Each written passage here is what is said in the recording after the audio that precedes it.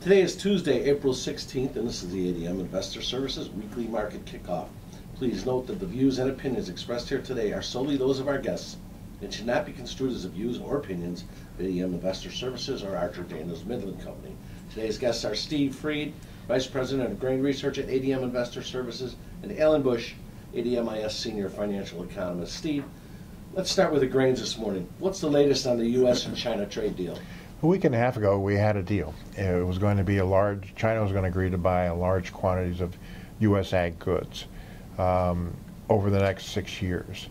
But I think that there were some people on the U.S. side of the trade deal that wanted more concessions from the Chinese, and so they kind of backed away from it. It was going to be a game changer for grains, buying 40 million tons of beans, 20 million tons of corn, and 10 million tons of wheat and other products on an annual basis for the next 6 years. Right now, they're trying to get daily conference calls.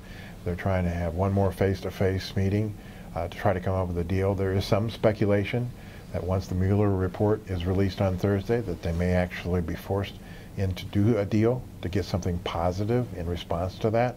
But right now, we don't have a deal. It looks like U.S. corn and spring wheat plantings are later than normal. What's the latest on U.S. Midwest forecast? It's going to change. And we have one map that will start changing in a week, another map maybe in 2 weeks. So we're going to go into a drier trend, and we'll probably start getting crops planted that last week in April, early May, which is plenty of time to get normal yield. So right now the forecast looks better than the wet forecast that we've had to date. Finally, Steve, looking at the managed funds, they're still holding record short grain and oilseed futures. What would it take to trigger some short covering by the funds? I think the main thing now is the weather market. I think that, you know, once you get the deal, if we get a deal, and the market's kind of already factored part of that in. We don't know how quickly the Chinese will come in and buy. This week they bought 2.5 million tons of Argentina beans.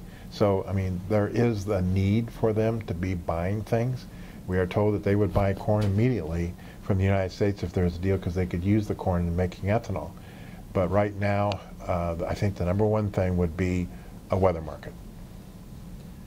Alan, let's look at the financials. You indicated that gold and silver have underperformed recently. Why is this? So it appears that all of the flight to quality vehicles have done just that, underperformed.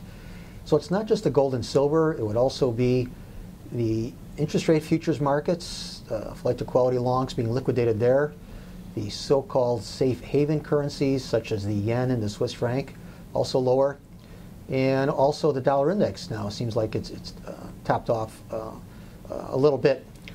So this appears to be due to the feeling that eventually that there will be some type of U.S.-China trade agreement. As Steve said, apparently not right away, but these markets suggest that an agreement is coming. There's been a little talk by analysts of a recession in the U.S. in either this year or in 2020. What are your thoughts about this? My work says no recession. In fact, the yield curve is now already becoming less inverted. Of course, certain areas in the world are beginning to show some improvement. Even China is a little bit better. Some of the U.S. numbers also coming in a little bit better.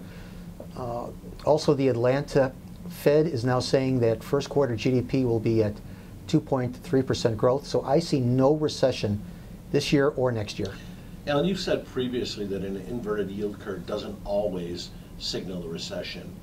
Exactly. What are your thoughts now that maybe the reverted yield curve is backing off a little?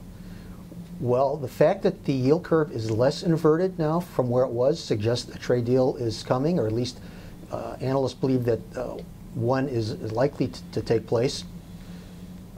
So if there is an agreement, or I should say when there's an agreement, I would expect the yield curve to turn back to normal, and then all this talk about recession and weaker economy because of the yield curve being inverted, I think will evaporate. We'll have a normal yield curve, and that means stronger economic growth.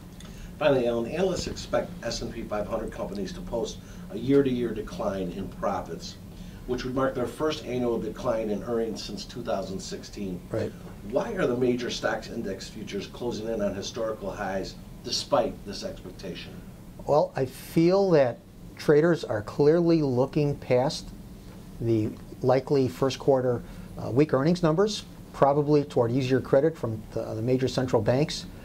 And with stock index futures closing in on record highs, dare I say, we could see new historical highs in the major indices.